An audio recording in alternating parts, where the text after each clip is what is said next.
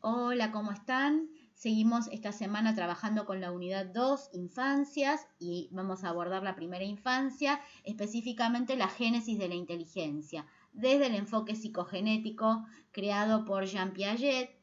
Este autor, este investigador, nace en 1896 en Suiza y muere en 1980 y es uno de los que cuestiona la idea de inteligencia propuesta por Binet. No sé si ustedes recuerdan que lo habíamos visto al principio, en los orígenes de la psicología evolutiva, y va a proponer otra conceptualización de inteligencia en base a la investigación empírica. Y va a hablar, en discusión con el innatismo y con el empirismo, de la inteligencia como resultado de la interacción con el mundo. Por eso Piaget se define a sí mismo como interaccionista, porque va a pensar que la inteligencia es resultado de la interacción del sujeto con el mundo. El sujeto construye el mundo a la par que se construye a sí mismo. Vamos a ver las ideas centrales de Jean Piaget a partir de un texto de Emilia Ferreiro que se llama Vigencia de Jean Piaget. Vamos a ver el capítulo 8, El hombre y su obra. Y ahí Emilia Ferreiro, que es una investigadora argentina que tuvo que exiliarse durante la dictadura y vive en México desde hace muchos años, Emilia Ferreiro, que fue becaria de Jean Piaget, becaria doctoral, nos propone un recorrido por las ideas centrales del autor, especificando cuáles son las características de cómo se conforma la inteligencia, cuál es la génesis del pensamiento, cuáles son sus leyes fundamentales y cómo se organiza la inteligencia a partir de estructuras que se suceden unas a otras en orden de complejidad creciente. Piaget estaba interesado en la problemática epistemológica, en cómo se produce el conocimiento, y hacía una mirada crítica a todas las epistemologías anteriores. Consideraba que la epistemología hasta el momento se dedicaba puramente a especulaciones filosóficas y que tenía que adquirir una metodología científica, entendiendo por metodología científica el verificar empíricamente sus afirmaciones teóricas. Entonces, lo que planteó es que podía haber interrogantes epistemológicos que se podían reformular en términos de preguntas de investigación que eran susceptibles, mediante el diseño de situaciones experimentales, de ser corroborados y verificados empíricamente. Consideraba entonces que había un gran problema metodológico en el área de la epistemología, que era fundamental trabajar desde el control experimental, del diseño de experimentos con el control de variables, y así va a fundar lo que se conoce como la epistemología genética, y que obviamente después todos los saberes que va a generar Piaget a través de su investigación van a trascender el ámbito puramente de la epistemología y van a hacer aportes ya directamente sobre la inteligencia humana y van a generar aportes para la psicología del desarrollo, que después incluso va a llegar al ámbito educativo. Y va a partir de una idea escandalosa, que es, va a poder estudiar la conformación de las nociones básicas en sujetos que están en pleno desarrollo. Va a ser una formulación muy audaz, contradiciendo el pensamiento de su época, que consideraba que a partir de la adolescencia comenzaba la edad de la razón, y que ella va a postular como su hipótesis de trabajo que el pensamiento lógico precede a la edad de la razón, incluso precede al lenguaje. Así que estamos hablando de que para él el pensamiento lógico existe antes de los 2 años. Y va a plantear otras hipótesis que va a sostener que hay una continuidad entre un niño que construye el mundo y un adulto, un científico que construye una teoría científica. Entonces, lo que va a tratar de probar empíricamente son estas hipótesis, que son hipótesis de trabajo, ¿no? Por eso va a diseñar toda una serie de situaciones experimentales para probar estas ideas. También va a plantearse que para poder verificar empíricamente estas hipótesis va a necesitar utilizar la psicología, porque va a trabajar justamente con niños y niñas. Y si bien su interés era estudiar cómo se llega al pensamiento del mundo adulto y en particular cómo se llega al pensamiento científico, lo va a considerar el estadio final del desarrollo, y él va a trabajar desde el trabajo con bebés, niños, niñas y adolescentes. Introdujo dos hipótesis muy revolucionarias para la época. Una es el niño teorizante de la realidad, porque en ese momento lo que se creía es que los niños aprendían exclusivamente por aquello que les enseñaban los adultos, que no eran capaces de producir conocimiento en forma autónoma, y como la teoría imperante era el conductismo, se consideraba que eran tabulas rasas, sujetos vacíos, que recibían el conocimiento desde el exterior, tal como plantea el empirismo. Y por otro lado, cuestiona el adultomorfismo, o sea, que es la tendencia que tienen los adultos, que le atribuyen las categorías más elementales del pensamiento, y creer que los conocimientos que producen los niños no son válidos porque tienen una distancia con el conocimiento adulto validado socialmente. Piaget empezó trabajando con Binet y Simon, que son dos psicólogos muy importantes de ese momento histórico. Son los creadores del test de inteligencia, la medición del coeficiente intelectual. Y la tarea que tenía que hacer Piaget era clasificar las respuestas que daban los chicos en las pruebas de razonamiento. Y clasificaban respuestas correctas e incorrectas. Pero Piaget empezó a cuestionar las ideas que tenían Binet y Simon sobre que la inteligencia era medible, o sea, era cuantificable, y que solo puntuaban para la medición de la inteligencia las respuestas correctas. Piaget se dio cuenta que los chicos se equivocaban, pero empezó a tratar de entender cuáles eran esos criterios que llevaban a equivocarse, o sea, cuáles eran esos procesos de razonamiento. Entonces se empezó a interesar por las respuestas incorrectas, por los fracasos, y empezó a dialogar con los niños, cosa que no se hacía con el test de inteligencia. El test de inteligencia simplemente se administraba, los chicos ponían sus respuestas y no había otra interacción entre el investigador o el docente que administraba el test y el niño o la niña. Así empieza a trabajar con lo que se denomina el método clínico crítico, que ustedes van a ver en los videos que van a estar subidos, que forman parte de la película de Piaget, que seleccioné unos fragmentos del video donde muestro las pruebas experimentales. Y el método clínico crítico que aparece en esos videos tiene que ver con esa metodología que trabajó Piaget, que es a partir de las respuestas tanto erróneas como correctas, empezar a preguntarles a los chicos cómo llegaron a esas respuestas, es decir, indagar sobre los procesos de razonamiento. Esta nueva metodología, obviamente, teóricamente, tiene detrás la idea de que los chicos razonan, de que los chicos piensan, de que los chicos son teorizantes de la realidad, en fin, que producen conocimiento. Entonces, hay toda una serie de postulados teóricos que se suman a esta idea, que es dejar de considerar las respuestas incorrectas como un déficit, como una carencia, y valorarlas porque están dando cuenta de ese proceso de construcción del conocimiento. Son originales, nos permiten entender la lógica de los errores, y Piaget va a trabajar entonces todo el tiempo desde esta mirada. Una idea muy importante, por eso la teoría de Piaget se llama psicogenética o psicología genética, porque Piaget va a estudiar la génesis del pensamiento de la inteligencia, es decir, se diferencia de Binet y Simon, que planteaban que la inteligencia era un estado, que era cuantificable, que era medible, y va a trabajar justamente en esta idea de pensar cómo se llega desde el bebé hasta el científico adulto. Va a trabajar la génesis, o lo que en psicología se llama el desarrollo de la inteligencia, o el proceso de conformación de la inteligencia. Tengan en cuenta que génesis para la psicología implica proceso, implica desarrollo, no tiene que ver con lo genético. Entonces, justamente cuando después vamos a ver los estadios, que probablemente ustedes ya los conozcan, los estadios lo que van mostrando es la génesis de la inteligencia, es decir, cómo se va conformando, cómo la inteligencia se va creando y se va transformando y va pasando de formas más simples a formas más complejas.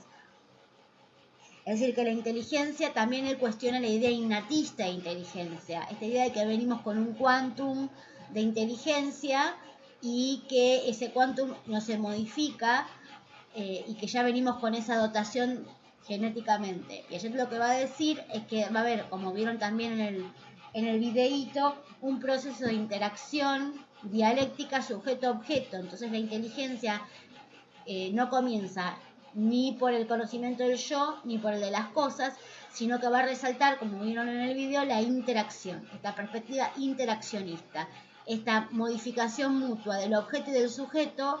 Y cuando Piaget dice que se modifica el sujeto, lo que está planteando es que se modifica su inteligencia. Su inteligencia va a ir adquiriendo distintas formas de organización, que las vamos a ver ahora un poquito más adelante. De manera que en esta interacción dialéctica, la inteligencia trata de organizar y de entender el mundo, y eso, justamente como el mundo la interpela, hace que se modifiquen las estructuras y se organiza a sí misma.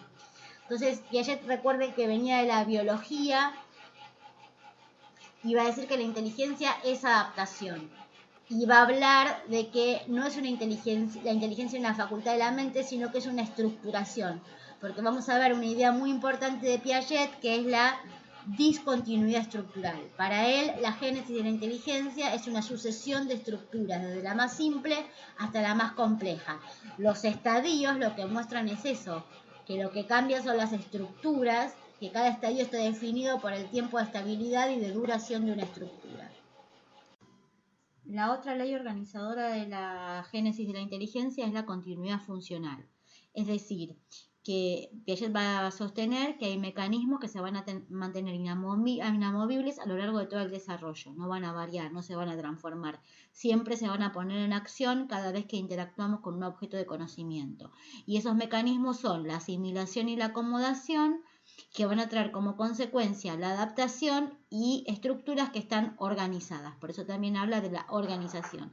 Quiere decir, para sintetizar, que la inteligencia, la génesis de la inteligencia, opera a lo largo de toda la vida con dos leyes fundamentales. La discontinuidad estructural, es decir, que la inteligencia se va haciendo cada vez más compleja partiendo de estructuras simples, y la otra es la continuidad funcional, que es esta persistencia de mecanismos de construcción del conocimiento que se permanecen invariantes. Cuando en el video veían que Piaget se diferenciaba del empirismo y del innatismo, o del neoempirismo y el neoinnatismo, y se postulaba a sí mismo como interaccionista, quiere decir que él va a dar un papel central a la experiencia, a la acción. Pero cuando está hablando de acción, no está hablando de una acción material concreta sobre los objetos, sino que está hablando sobre una acción mental. Entonces, vamos a retomar esa continuidad funcional que explicábamos antes para dar cuenta de cómo se concreta esa acción, cuáles son los mecanismos de construcción del conocimiento. Entonces Piaget va a plantear que los mecanismos de construcción del conocimiento son dos, la asimilación y la acomodación. ¿Qué es la asimilación? Es la incorporación de un objeto externo que interpela al sujeto, y el sujeto va a tratar de asimilarlo, va a tratar de comprenderlo. Esa comprensión, ese intento de asimilación, obviamente no es material, es mental, y la idea es que ese objeto pueda ser comprendido desde los esquemas de acción del sujeto, desde las estructuras del sujeto. Es decir, es asimilado cuando es comprendido desde los esquemas de acción del sujeto, es incorporado a los esquemas de acción. En síntesis, la asimilación es la acción del sujeto sobre el objeto. Así como vemos a un bebé que va a chupar todos los objetos disponibles para conocerlos, también vamos a ver a niños que resuelven problemas o científicos que generan hipótesis y teorías científicas. El mecanismo que se da a la par de la asimilación es la acomodación, que es un mecanismo antagónico y complementario. Y lo que hace este mecanismo es que el objeto interpela, es conflictivo, genera conflicto cognitivo, genera preguntas para el sujeto, perturba su estructura, su esquema de acción. Entonces, la acomodación es esa acción que el objeto, a partir de interpelar, de generar problema al esquema o a la estructura del sujeto, va a producir. Entonces, es la modificación que experimenta la estructura de la inteligencia del sujeto en virtud de las características del objeto. Piaget va a definir dos invariantes funcionales, justamente, no se van a modificar a lo largo de todo el desarrollo, desde el bebé hasta el adulto. Una es la adaptación, que Piaget va a explicar que es el interjuego de la asimilación y la acomodación, es decir, en este intento del sujeto de comprender o asimilar el objeto y los desafíos o conflictos cognitivos que le plantea el objeto de conocimiento a la estructura de su inteligencia, esas aproximaciones a comprender ese objeto nuevo van a generar adaptaciones momentáneas que después van a tener que ir modificándose a partir de nuevos intercambios entre la asimilación y la acomodación o interjuegos entre la asimilación y la acomodación. Y después, otra idea central de Piaget es que es la organización. ¿Por qué? Porque para Piaget las estructuras están organizadas según leyes, es decir, la inteligencia se va a dividir en estructuras que se suceden una a otra, siempre en el mismo orden de sucesión, y se van de las más simples a las más complejas. Cada una de esas estructuras tiene una organización, tiene leyes que la regulan. Por eso Piaget va a hablar de que la organización es un invariante funcional. Durante la génesis de la inteligencia vamos a ver que el bebé parte desde esquemas reflejos, van a ser transformados por esquemas de acción para finalmente llegar al final del periodo sensorio-motor a la primera estructura lógica. Es decir, que ¿cómo se da esta sucesión? Es el resultado de la interacción del bebé con los objetos de conocimiento que se presentan a su alrededor.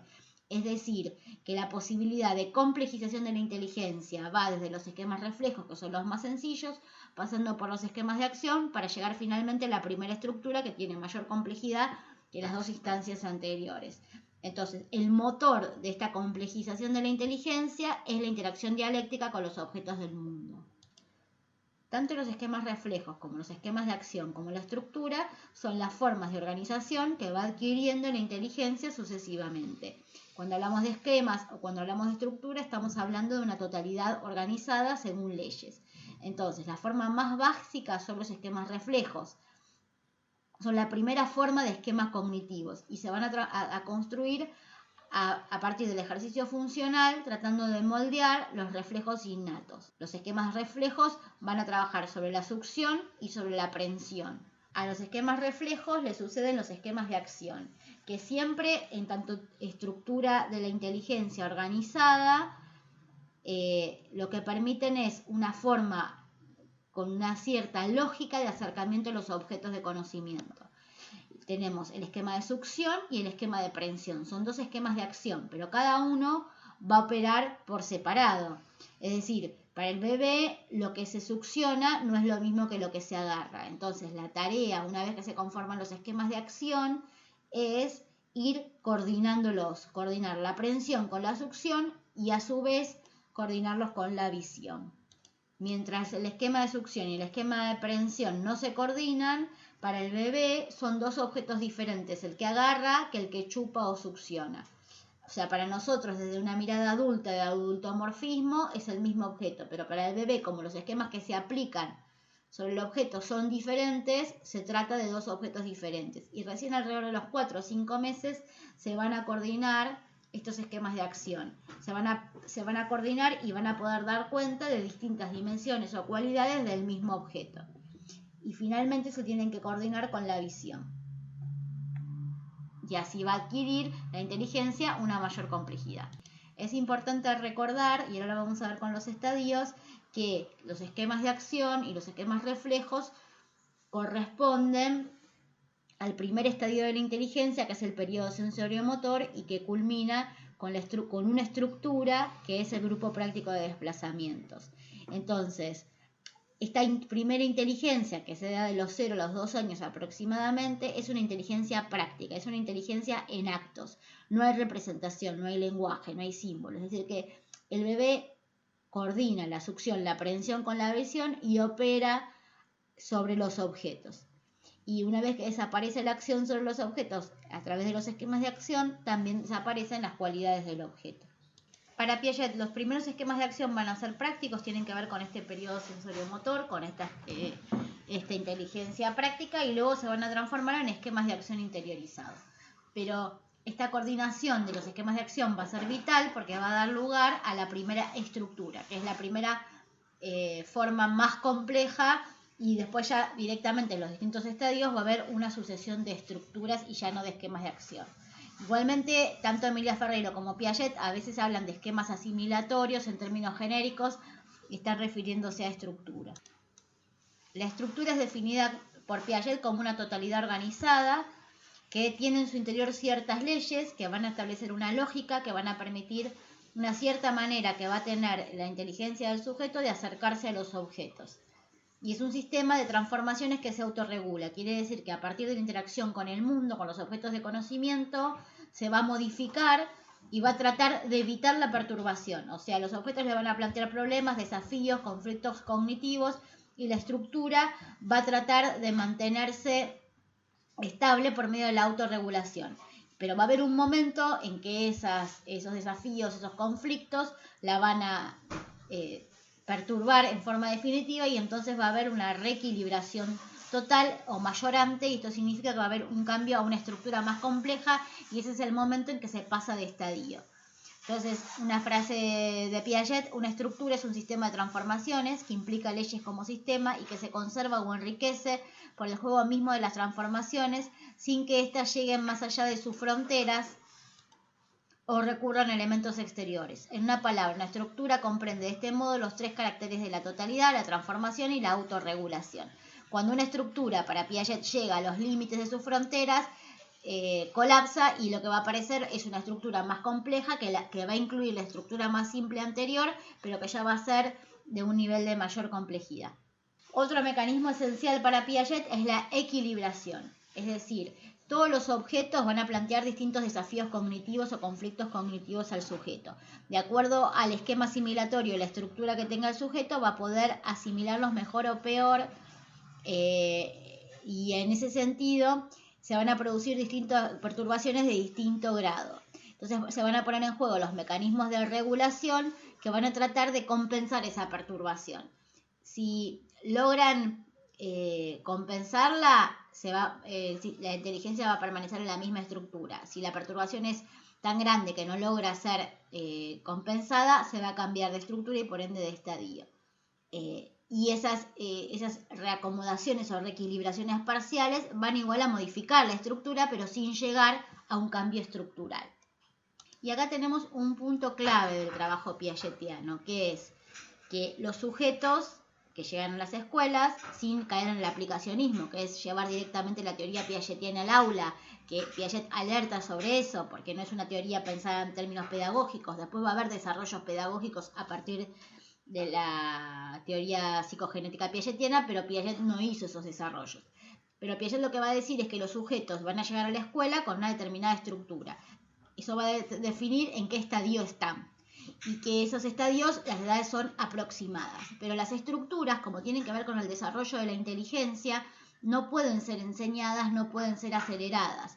En todo caso, lo que se puede llegar a hacer es generar conflicto cognitivo, plantear problemas, desafiar la inteligencia para que esa inteligencia se ponga en acción, se ponga en marcha. Y entonces eso hace que hay, necesariamente, como opera la asimilación y la acomodación, va a haber un proceso de tratar de comprender el objeto, asimilación, y a su vez esa necesaria asimilación viene siempre con un proceso de acomodación que implica que la estructura se va a modificar para comprender el objeto. Y acá tenemos un punto clave con estas ideas de Piaget, porque cuando la teoría psicogenética llegó al ámbito educativo, una de las malinterpretaciones que se hizo fue pensar que Piaget nos decía, primero, qué estructura tenía el sujeto, entonces aquello que se iba a enseñar no podía exceder la estructura del sujeto, con lo cual acá estamos viendo que no era ese el planteo de Piaget, porque para Piaget la inteligencia avanza por la presencia de desafíos que plantea el objeto, por la presencia de conflictos cognitivos, de problemas. Eso va a generar la perturbación de la estructura y la puesta en marcha de las transformaciones estructurales, obviamente a largo plazo y no en forma inmediata. Lo que va a haber al principio son reestructuraciones parciales que no van a llevar al cambio de estructura. Con lo cual, la primera idea de, en función de lo que el sujeto aprende, en función de la estructura de su inteligencia, es lo que se enseña, es una idea que no sigue lo que está planteando Piaget en la tercera etapa de su obra. Y por otro lado, también aparece la idea de que se pueden enseñar aquellos contenidos que van a llevar a la modificación de la estructura, y Piaget justamente dice que no, que una estructura no se enseña, porque una estructura no es un contenido, una estructura es una forma de organización de la inteligencia. Entonces, la génesis de la inteligencia se va a ir dando por interacción con los objetos de conocimiento del mundo, con lo cual no es un contenido curricular enseñar, es la forma en que la inteligencia opera. Lo que sí puede hacerse es generar los conflictos que van a motorizar la complejización de la inteligencia. A medida del desarrollo de sus pruebas experimentales, Piaget va caracterizando distintos estadios de la génesis o del desarrollo de la inteligencia o el pensamiento. Entonces va a caracterizar una serie de etapas o estadios que se suceden en un cierto orden que es invariable y que esa sucesión va de formas más simples a formas estructurales más complejas y que siempre es en el mismo sentido. Y que cada etapa, cada estadio se define por la estructura que tiene una cierta lógica, unas ciertas leyes y que va a ser la manera que va a tener el sujeto de acercarse al objeto. Obviamente Piaget va a plantear que la estructura es un concepto teórico, no es un observable directamente, pero que se puede inferir a partir de las conductas y de las formas en que los estudiantes resuelven los problemas. Los estadios que Piaget identifica son 4, el periodo sensorio-motor, que tiene una estructura que es el grupo práctico de desplazamientos, el periodo preoperatorio, el periodo operatorio concreto y el periodo operatorio formal. Y ese es el orden de sucesión. Pero Piaget también va a decir una cosa muy importante, es que las edades son variables.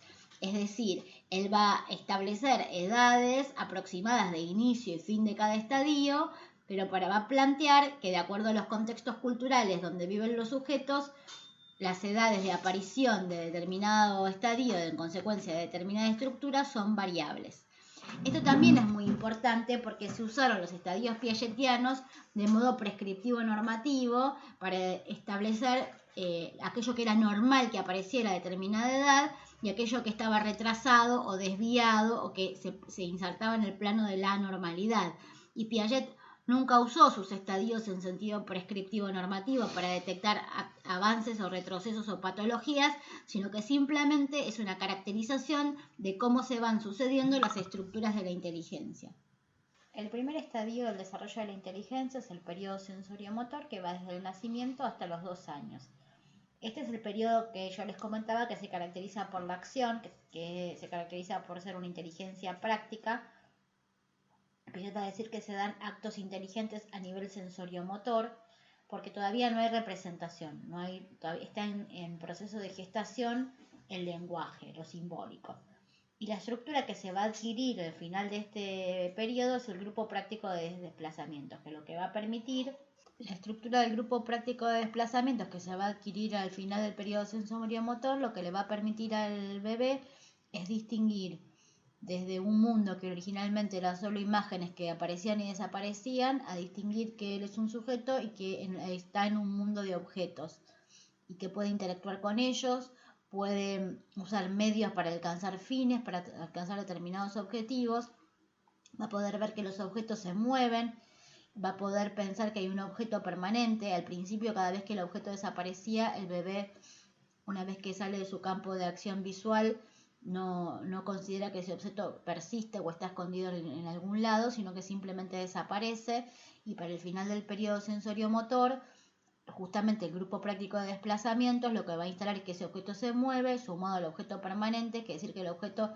existe más allá de que el chico no lo pueda ver. Y va a coincidir también este estadio con la aparición del lenguaje o la función semiótica. Le sigue el estadio preoperatorio, hasta los 6-7 años, justo el inicio de la escuela primaria, y es en este estadio, se llama preoperatorio porque es anterior a la aparición de la operación, que es un logro del desarrollo cognitivo, del desarrollo de la inteligencia. La tarea durante este estadio, que dura, fíjense, entre 4 y 5 años, es que esa inteligencia que se llevaba adelante por una acción práctica se va a interiorizar. Hay que reconstruir a nivel de la representación, a nivel de lo simbólico, aquellos logros de la inteligencia que se daban en el plano de lo práctico. No es un estadio de una simple transición, sino que es todo un trabajo de reconstrucción, y este trabajo de reconstrucción va a tener que enfrentar distintos desafíos u obstáculos. La primera cuestión es reconstruir en el plano de la representación lo que ya estaba en el plano de la acción. Va a tener que ir de un estadio centrado en el propio cuerpo a una descentración progresiva y poder establecer a nivel interiorizado, que significa a nivel mental, ya no en el plano de la acción, sino poder pensar en objetos que están incluidos en relaciones con otros objetos y con el sujeto. Es decir, que también se van a sumar los sujetos a este mundo representacional, y que se sumen los sujetos significa que cada niño va a tener que enfrentarse con múltiples perspectivas y argumentar a favor de su propia perspectiva. Esto se ve mucho en el jardín, en el nivel inicial y en la primaria. Por eso Piaget va a dar mucha importancia durante este periodo al mundo social, porque es todo un periodo de trabajo de coordinación interindividual, intersubjetiva. Y va a ser un periodo justamente, como se llama, preoperatorio, es previo a la aparición de la operación reversible, que va a haber ausencia de conservación de la sustancia, va a haber ausencia de la conservación de elementos de un conjunto, va a haber ausencia de la conservación de longitudes. Es decir, ¿por qué en todas las tareas de las experimentaciones piagetianas va a haber ausencia? Porque justamente lo que falta es la operación, que es la forma, la estructura de la inteligencia que va a permitir la conservación. Una vez que se adquiere la operación, se conserva todo, la sustancia, las longitudes, etc. Como este es un estadio previo a la aparición de la operación, cuando a los chicos se les presentan las distintas pruebas, que ustedes van a ver algunas en los videos de esta clase, si están en el estadio preoperatorio, significa que todavía no adquirieron la operación y entonces no hay reversibilidad y no pueden conservar, esa ausencia de conservación. El estadio siguiente es el estadio operatorio concreto, que va desde los 6-7 años a los 11-12, y aquí sí ya aparece la operación, con sus limitaciones porque es una operación atada a lo concreto. Pero la operación para Piaget es una acción interiorizada. Justamente en el estadio anterior todo el trabajo era hacer que aquello que estaba en el plano de la acción apareciera en el plano de la representación, que aquello que se hacía en la práctica ahora fuera una acción mental interiorizada, y eso es la operación.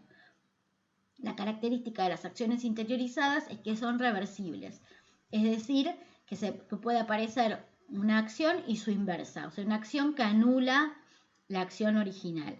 Entonces, esto es central para la conservación de la sustancia, de las longitudes, etc. Porque justamente lo que se hace es poder pensar que una acción se puede deshacer. Entonces, si pensamos el ejemplo de las bolitas de plastilina, si yo tengo una bola grande que la parto en pedacitos, esa acción se puede deshacer. Es decir, que lo que ha cambiado es la forma, pero no ha cambiado la sustancia. Es decir, se desarmó y se puede volver a juntar todos los pedacitos y volver a armar la bola más grande, y nada ha cambiado ahí en términos de sustancia. Eso es la reversibilidad, poder imaginarse mentalmente una acción y su contraria que anula esa primera acción. Entonces tenemos las inversiones, la reciprocidad, es decir, si A corresponde a B, obviamente la acción reversible es B corresponde a A, y que toda transformación operatoria siempre es relativo a algo que se mantiene invariante. ¿Esto qué quiere decir? Que en el preoperatorio los chicos, si cambiaba una variable, cambiaba la otra. Es decir, si cambiaba la forma de la bola de plastilina, cambiaba la cantidad. Por eso no hay conservación de sustancia. Lo que permite la operación es que una variable se transforme y la otra permanezca fija. Es decir, si se transforma la forma, la cantidad permanece invariante. No cambia. Es decir, se puede cambiar una y mantener la otra invariante. Esa es lo que genera la operación, esa posibilidad que no existía en el estadio preoperatorio y que sí existe en el operatorio concreto. Y otra característica es que tiene una limitación esta primera aparición de la operación, porque los niños necesitan los objetos, verlos, su presencia, para poder pensar. Es decir, generalmente en la escuela se van a dar cuenta que si presentan problemas orales, los chicos no los van a poder resolver, no los van a poder seguir, porque necesitan los objetos para poder razonar. La operación lo que va a generar es la posibilidad de que exista la conservación de la sustancia, la conservación de las longitudes. Y justamente cuando Piaget habla de estructura, lo que te está tratando de explicar es que no se trata de una cuestión de percepción, porque los chicos siempre ven cómo se transforma la bolita de plastilina y pueden efectivamente volver a juntar los pedacitos y volver a obtener la misma bola de plastilina. Lo que pasa es que la estructura no les permite comprenderlo, porque no tienen la operación, no tienen esta posibilidad de que una variable se modifique y que la otra permanezca invariante. Entonces, la conservación, la condición para que aparezca la conservación es justamente la aparición de la operación. Entonces, una vez que aparece esta característica de la estructura, va a haber conservación para cualquier elemento. Por eso Piaget dice que no es una hipótesis verificable, sino que es una evidencia lógica, porque es una evidencia que es permitida por la estructura. Y la operación va a traer distintos tipos de reversibilidades, es decir, es una nueva característica de la estructura de la inteligencia, que es una nueva estructura porque pasamos del estadio preoperatorio al estadio operatorio concreto. Una es la reversibilidad por identidades simples o aditivas, es decir, si es el agua, por ejemplo, no se le agregó ni se le sacó nada. La reversibilidad por inversión, ¿sí? Puedo volver a poner en la jarra tal cual estaba antes y voy a tener la misma cantidad. Y la reversibilidad por compensación o por reciprocidad de las relaciones, que es que puedo comparar dos variables. Es más alta, pero el vaso es más estrecho, con lo cual es lo mismo. La estructura que caracteriza este estadio es el agrupamiento. Pasando ya al siguiente estadio, que es el operatorio formal, ya vemos obviamente que una vez que se adquirió la operación ya no se pierde, es decir, que va a persistir en la estructura del siguiente estadio, pero va a haber una transformación, deja de ser concreto para ser formal. Y este estadio empieza entre los 12 y va hasta los 15 años, se consolida y se extiende hasta la edad adulta. Y justamente lo formal tiene que ver con que el niño no necesita ya los objetos para razonar, sino que es capaz de desprenderse de esos objetos y de imaginar hipótesis y pensar distintas opciones sin tener que tener presentes los objetos. Por eso aparece una reversibilidad complejizada que da lugar al pensamiento hipotético deductivo. Los chicos van a trabajar con distintas hipótesis y van a poder elegir la que consideran que es la adecuada. Es decir, que en última instancia el pensamiento se desprende de lo real, se desprende de los objetos concretos.